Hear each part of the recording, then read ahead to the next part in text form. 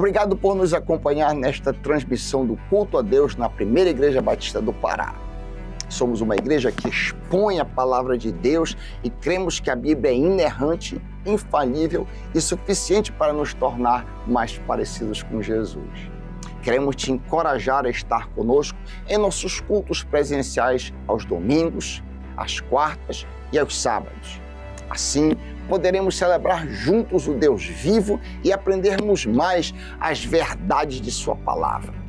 Se você tomou alguma decisão, entre em contato conosco através do nosso site e das redes sociais. Queremos orar por você e ajudá-lo na sua caminhada com Cristo. Que Deus te abençoe copiosamente em nome de Jesus. Amém. Amém. Quantos têm um único livro que Deus escreveu para a humanidade? Ótimo. Esse livro não foi escrito por Mateus, Marcos, Isaías, foi escrito pelo Espírito Santo.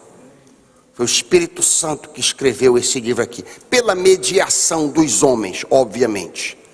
Nós vamos continuar a análise de Marcos, capítulo 12. Estamos considerando dos versículos 13 ao 17. Abre tua Bíblia, Marcos, deixa a tua Bíblia aberta no teu colo. Marcos 12, a partir do versículo 13.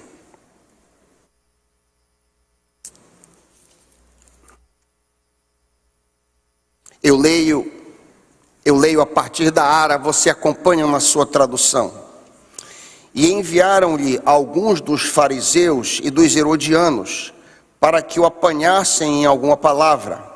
Chegando, disseram-lhe: Mestre, sabemos que és verdadeiro e não te importas com quem quer que seja, porque tu não olhas a aparência dos homens, antes, segundo a verdade, ensinas o caminho de Deus.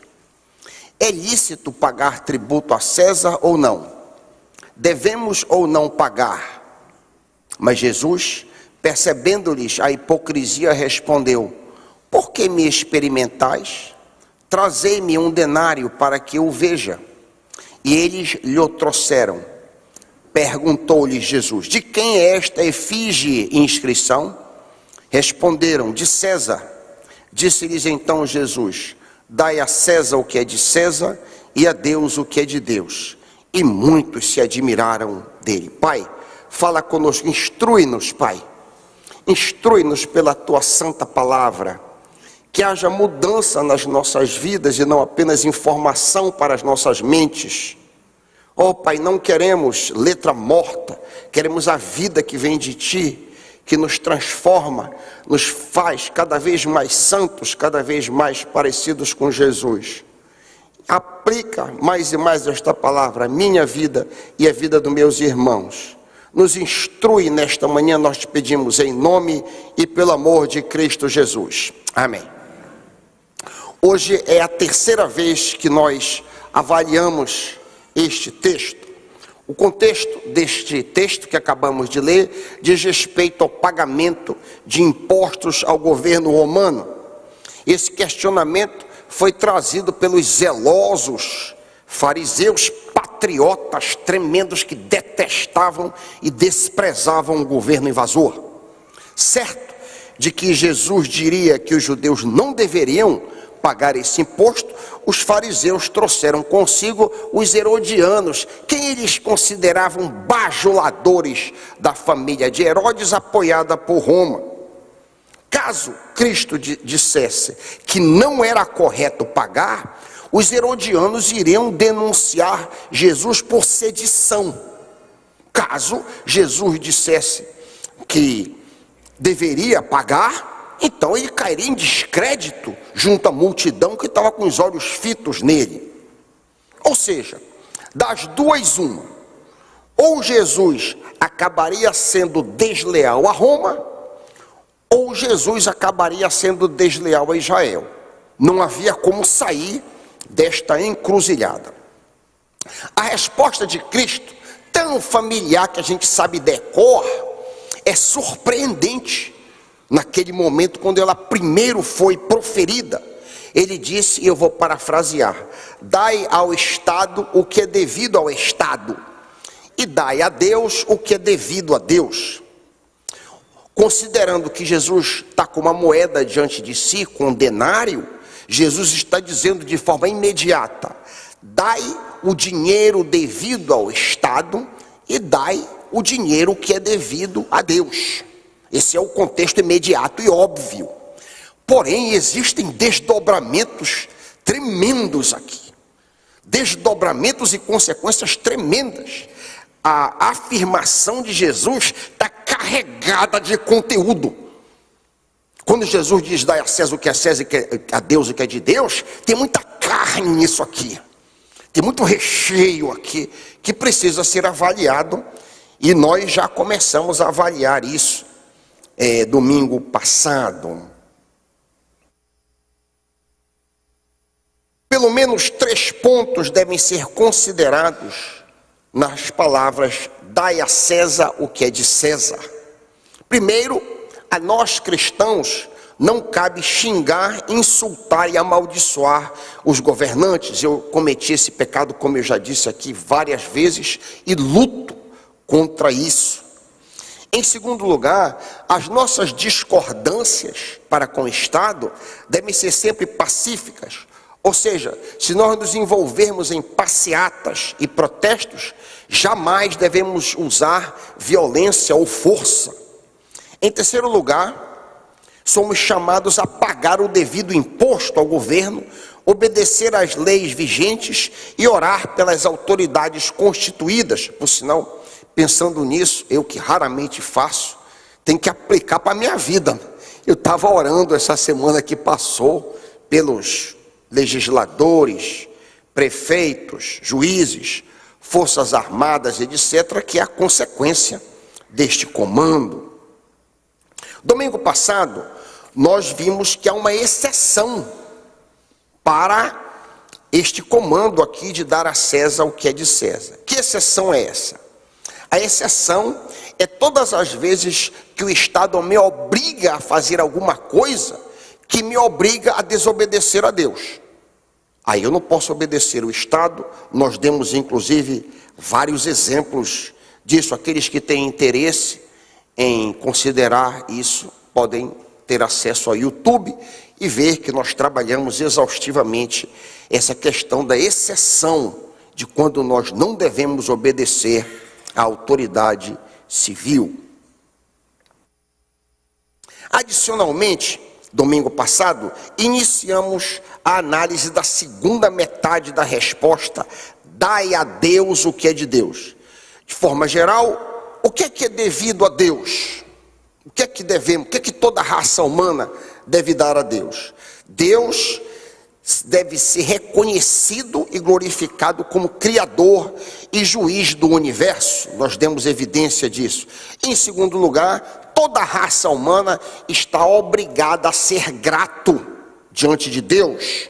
Isso está em Romanos 1, 20 a 21. É por causa dessas 2 razões que a raça está sob condenação. Diz Paulo, eu vou ler o texto que nós lemos na ocasião. Desde que Deus criou o mundo, as suas qualidades invisíveis, quais são? O seu eterno poder e sua natureza divina têm sido vistas claramente. Como elas têm sido vistas? Pelas coisas que Deus fez, pelas estruturas criadas, diz Paulo. Por causa disso, os homens não têm desculpa alguma. Todos sabem quem Deus é, mas não lhe dão a glória. 2, não são agradecidos. Romanos 1, 20 a 21. Até aqui, introdução. Hoje nós vamos considerar o restante das implicações de dar a Deus o que é de Deus. E também nós vamos finalmente considerar o versículo 14. Tu não te importas com quem quer que seja, disseram os fariseus para Jesus. Ou seja, tu, Jesus, não és escravo da opinião das pessoas. Então, tendo visto que dar a Deus o que é de Deus envolve reconhecer a Deus como Criador e dar a Ele glória.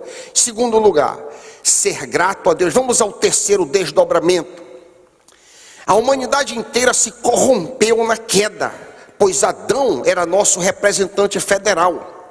Quando Adão escolheu desobedecer a Deus, a raça humana foi separada do Criador. Ou seja, a partir da queda, todos que nascem mortos espiritualmente. A minha filha Radassa está morta espiritualmente. O meu filho Joe está morto espiritualmente. E depois que nasce, ao longo da vida, vai morrer também fisicamente. Por isso que todos nós morremos. Lemos isto em Romanos 5,12. Da mesma forma como o pecado entrou no mundo através de um homem, Adão, pelo pecado a morte, assim também a morte veio a todos os homens, porque todos pecaram, ou seja, todos se corromperam naquele momento. Por isso que nós nascemos assim.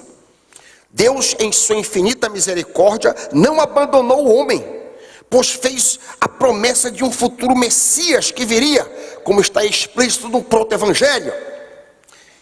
Este, o último Adão, lhe ferirá a cabeça, e você, a serpente, lhe ferirá o calcanhar. Gênesis 3,15b. E assim aconteceu no Calvário. A serpente foi ferida mortalmente, foi derrotada na cruz, embora o Messias tenha tido que sofrer bastante para derrotar a serpente. Esse é o significado de Gênesis 3,15. O Messias, o Cristo, veio a este mundo para nos arrancar do buraco que Adão nos colocou quando caiu na armadilha preparada por Satanás. O enviado, o Messias, veio desfazer as obras da serpente, como nos ensina João. O Filho de Deus se manifestou para destruir as obras do diabo, 1 João 3,8. Após a ressurreição, ele tem o poder de nos transferir da morte para a vida, nos dá vida, das trevas para a sua maravilhosa luz. E desta maneira, o ser humano então é reconectado ao Criador ao nascer espiritualmente. Uma das orações que eu faço muito pelos meus filhos: Senhor, regenera os meus filhos tão cedo quanto possível. Que Joe e Radassa sejam regenerados, que eles nasçam de novo tão cedo quanto possível. Deus nos deu o seu Filho para que tivéssemos vida espiritual, ou vida eterna, é a mesma coisa.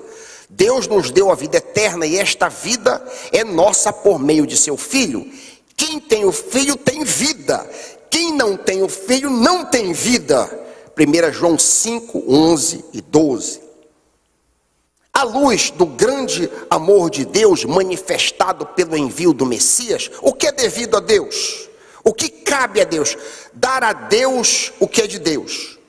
Reconhecer o Messias, recebê-lo como Senhor e Salvador, entregar a vida a Ele, pois quem não honra o Filho, não honra o Pai que o enviou.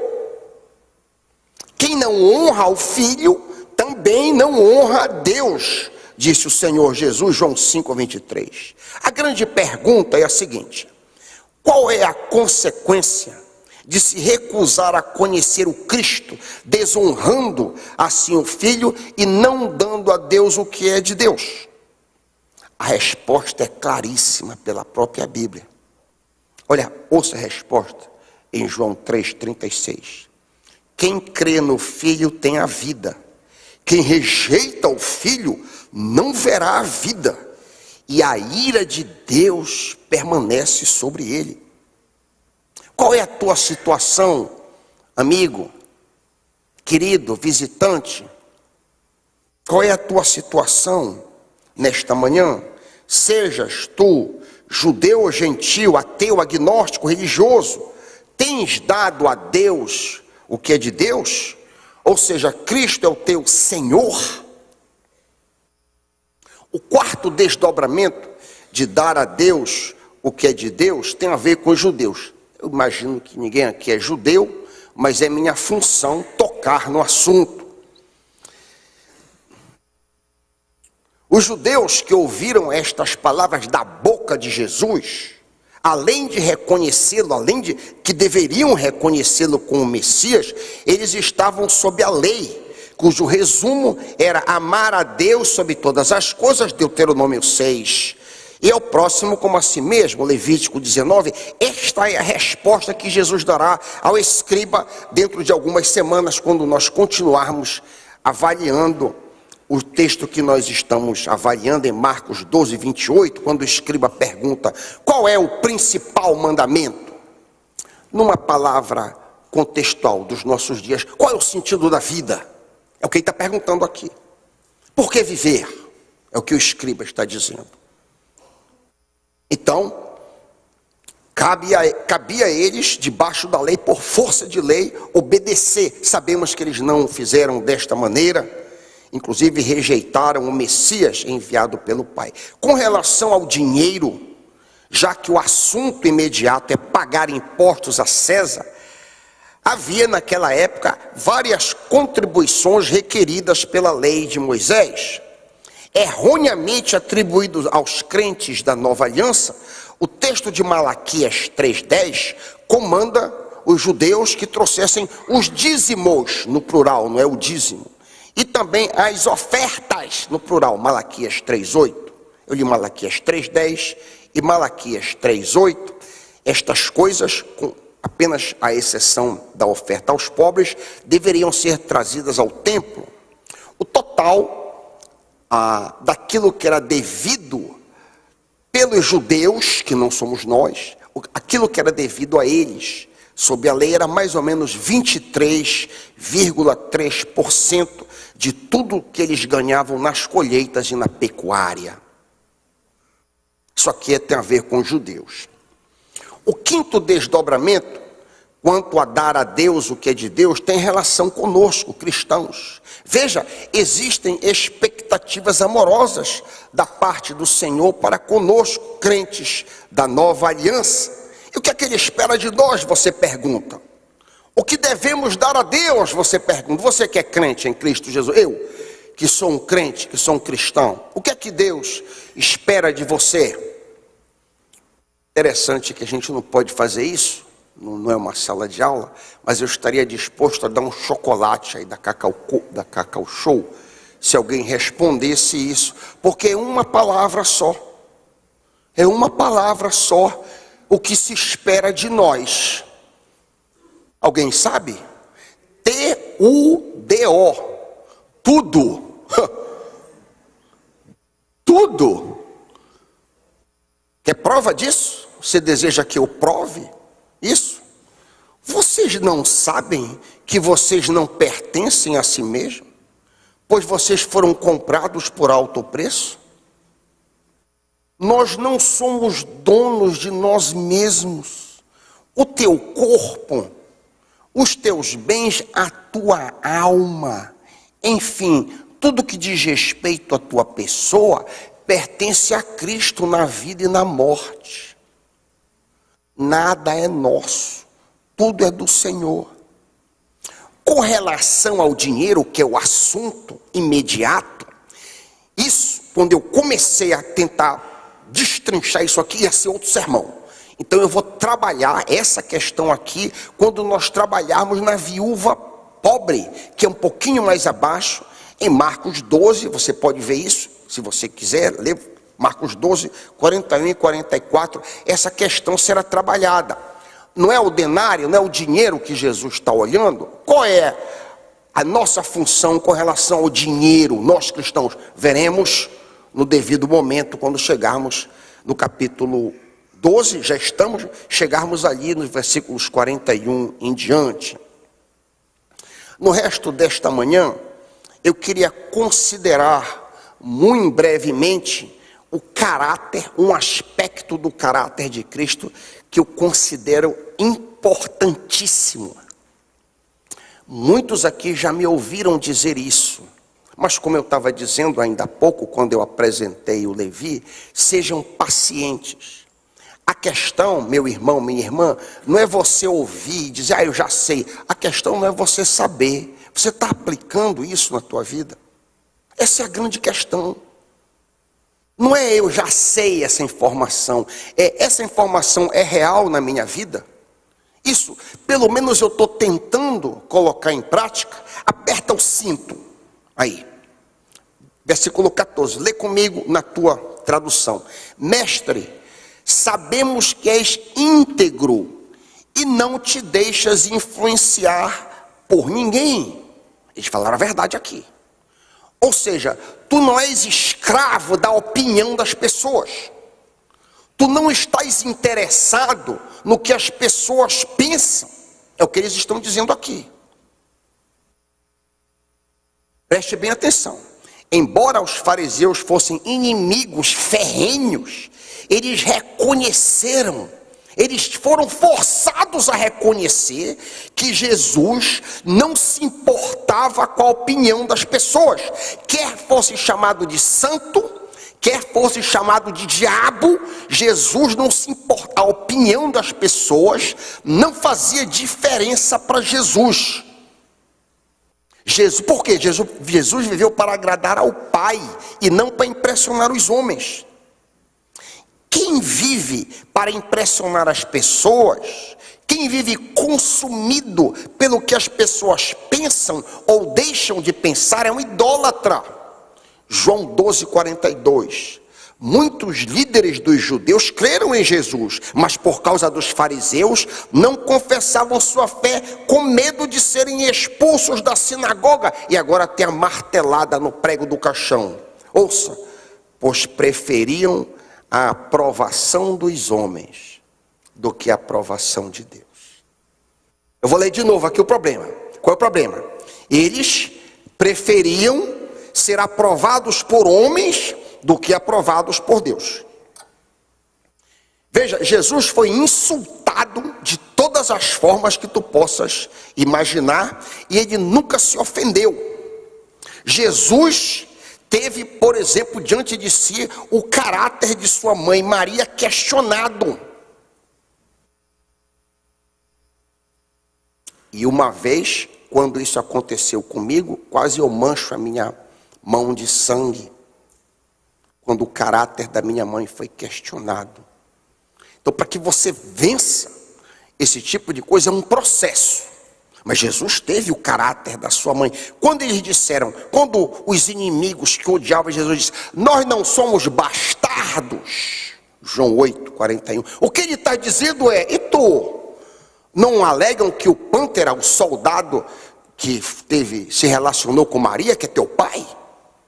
Uma ofensa gravíssima, uma ofensa tremenda que foi feita no rosto do Senhor Jesus. Jesus foi chamado, vocês sabem, de samaritano. Isso era um termo ofensivo, porque os samaritanos eram miscigenados, os judeus de raça pura. Uma maneira de eu dizer, tu és samaritano. Jesus foi ofendido. Jesus foi ofendido, pasme, sendo Deus, ele foi suposto ser possuído pelo diabo. Aqui, João 8:48. Tu imaginas Deus ser ofendido desta maneira? Jesus foi zombado, desrespeitado e humilhado, Mateus 26, 67 a 68. E outras coisas mais que foram lançadas Senhor Jesus, mas ele nunca se ofendeu. Por quê? Porque ele não estava escravizado à opinião das pessoas. E nós, você e eu, somos chamados a avançar nessa direção. Ao dizer isso, eu não estou dizendo que isso é fácil, mas é o nosso chamado. Você e eu precisamos avançar de tal forma na vida, de que a opinião cada vez menos impacto sobre nós. Não somos seres imitadores de Deus como filhos amados para imitar Jesus. No dia 31 de dezembro de 2024, nós lançamos o desafio da libertação da opinião das pessoas. Quem estava aqui no dia 31? Levanta a mão, olha, vários. Justamente, por que eu estou voltando? Porque eu para ele. Uma das vantagens da pregação expositiva é que tu não escolhes o que tu vais pregar. Tu chega nos assuntos e tens que lidar com ele. Eu cheguei no assunto aqui. Como vai a tua luta para te libertar desta escravidão? Veja, uma razão frequente de atritos entre crentes é melindre. Melindre é uma razão frequente dos crentes ficarem ofendidos um com o outro. E nós já vimos que uma forma de eu avaliar o nível de orgulho no meu coração é a seguinte: quanto mais melindroso eu for, mais orgulhoso eu sou. Quanto menos melindroso eu sou, mais humilde eu sou. Vemos que Jesus era super humilde, ele não tinha melindre nenhum, ele chegou nesse ponto. Zero melindre. Quanto mais melindroso, aquela pessoa, eu não posso fazer, eu tenho sempre que tratar como é que eu falo com aquela pessoa pisando em ovos. É melindre, isso é orgulho. Isso é orgulho. O coração está transbordando de orgulho, por isso melindre. Quanto mais melindroso, mais parecido com o diabo. Quanto menos melindroso, mais parecido com Jesus.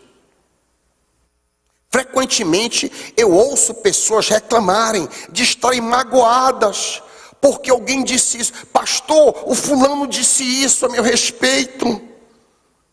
Eu cheguei na quadra, o pastor André estava falando, aí ele disse aquilo. Aí eu não venho mais. Melindre. Meus irmãos, isso aqui é um problema seríssimo. Isso. Tanto é que foi lançado no dia 31 passado como um desafio para que a gente avance, se livrando mais e mais da opinião dos outros. Uma das maiores escravidões dentro dessa área da opinião dos outros, eu já vi absurdos do tipo: eu não venho para a igreja, por quê? Não venho mais, porque quando eu entrei na igreja estava todo mundo olhando para mim.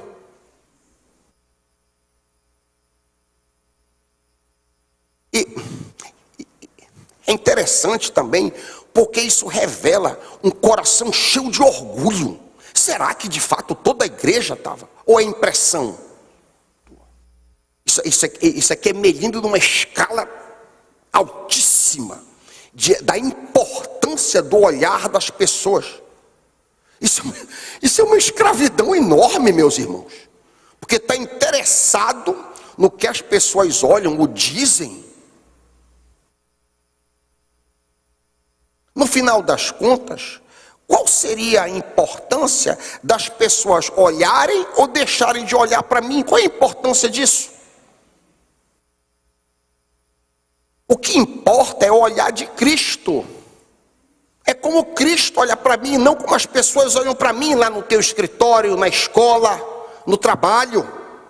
O que interessa é o aprovo de Cristo e não o aprovo das pessoas.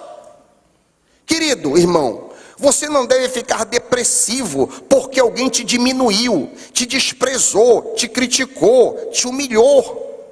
Como eu já disse várias vezes, e eu vou repetir, um texto que mudou a minha vida, um texto de uma importância tremenda na minha vida, foi Provérbios 19:11. Esse texto mudou a minha vida. A sabedoria do homem e da paciência. Agora, a sua glória é ignorar ofensas. Te ofendeu é glória, é glória. É glória. É a Bíblia que diz isso, não sou eu que digo isso. Veja lá na sua Bíblia, Provérbios 19:11. A sabedoria do homem, existem outras versões, um pouco mais rebuscadas. Eu decorei essa versão na NVT que eu achei bem clara. A sabedoria do homem e da paciência, principalmente a parte B agora. A sua glória é ignorar injúrias. Alguém te criticou? Avalie a crítica. Se verdadeira, leve em consideração. Se falsa, desconsidera. Alguém te insultou? Alguém te insultou na escola, no trabalho, numa reunião lá com a tua família? Alguém te insultou? Alguém disse alguma coisa pesada? A tua grandeza será demonstrada quando tu ignorares a ofensa. Alguém falou mal de ti? Alguém fez algo ruim contra ti? Alguém te destratou? Ouça, não dá direito às pessoas destruírem a tua vida por causa da opinião delas.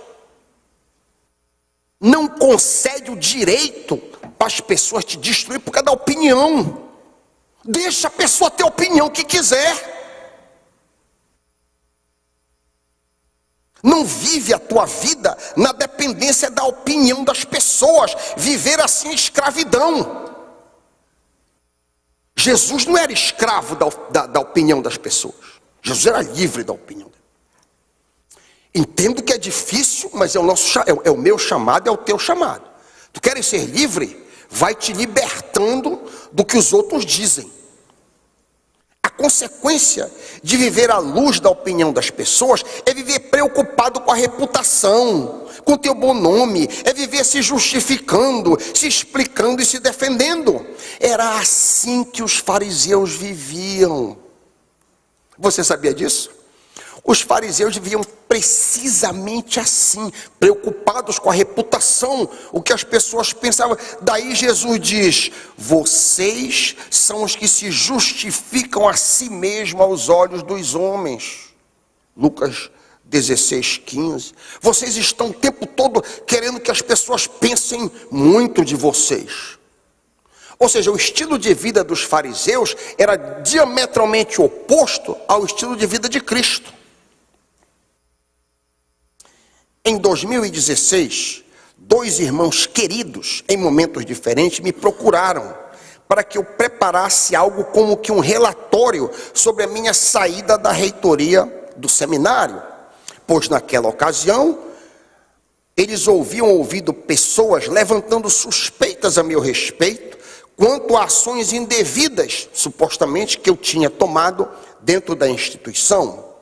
Eu recebi esses irmãos, pessoas que me amam, querem meu bem, mas o que eu disse a ambos foi: eu não vou me justificar diante da igreja. Eu não vou preparar relatório nenhum, eu não farei. Se alguém quiser saber o motivo da minha saída do seminário, venha comigo, eu posso explicar no meu gabinete, mas eu não vou fazer isso de público, preparar um relatório aqui. Vós sois daqueles que vos justificais diante dos homens. Não, as pessoas pensem o que quiserem. Não é minha função me justificar diante de A, B ou C. Ao longo de 2 ministérios, o primeiro no seminário, cerca de 10 anos, e aqui já alguns anos, quase considerando 2016, eu estou com 9 à frente. Ao longo desse tempo todo, para testemunho do Senhor, não meu, já fui chamado de fundamentalista, autoritário, mentiroso, hipócrita, competente, falso e etc. É verdade diante do Senhor. E como é que eu trato isso? É glória. É glória. Não é a minha glória ignorar ofensas? Isso aqui não é teoria. Minha glória é ignorar ofensas. E aí, quanto mais a gente se treina em glorificar na ofensa, maior a liberdade. Maior a liberdade. Essa é a vida que Deus quer para ti. Se tu não prestares atenção para os outros pontos que eu coloquei aqui, presta atenção e aplica isso para a tua vida. Isso vai te liberar, isso é libertador. Isso é muito sério o que eu estou dizendo aqui para ti, querido. Com desdobramentos tremendos. No seio da tua família, quando tu estiveres reunido com os teus amigos, quando tu estiveres no teu trabalho e alguém disser: ouvi dizer que disseram isso de mim, glória. Recebe como glória. Glória. É glória. Tal qual Cristo, nós cristãos, pequenos cristos, somos chamados a nos preocupar com a opinião do Pai e não com a opinião das pessoas. Anos atrás, um amigão meu, preocupado com a minha reputação, me disse: Raiker, depois de tantos anos solteiros, as pessoas vão pensar que tu és gay. E ele disse isso genuinamente preocupado comigo. Ele não estava tentando me insultar. Ele estava desejoso que eu rapidamente conseguisse uma esposa, a fim de que eu não fosse considerado dessa maneira. Preocupação, amizade por mim. A grande questão, veja querido, a grande questão não é o que as pessoas pensam, querido. Essa não é a grande questão. Qual é a opinião das pessoas? O que as pessoas pensam de ti? Mas sim o que Deus pensa. Viver preocupado com o que as pessoas pensam a teu respeito é escravidão. Viver preocupado com o que Deus pensa a teu respeito é liberdade, paz e alegria. Aleluia. O que é dito, e eu termino, o que é dito a respeito do Senhor Jesus? Mestre, sabemos que tu não te importas com a opinião das pessoas. Que exemplo, que pérola, que coisa maravilhosa. Sabemos que tu não estás preocupado com a opinião das pessoas. Vamos lutar para quebrar mais e mais as cadeias da escravidão à opinião das pessoas, em nome de Jesus, amém.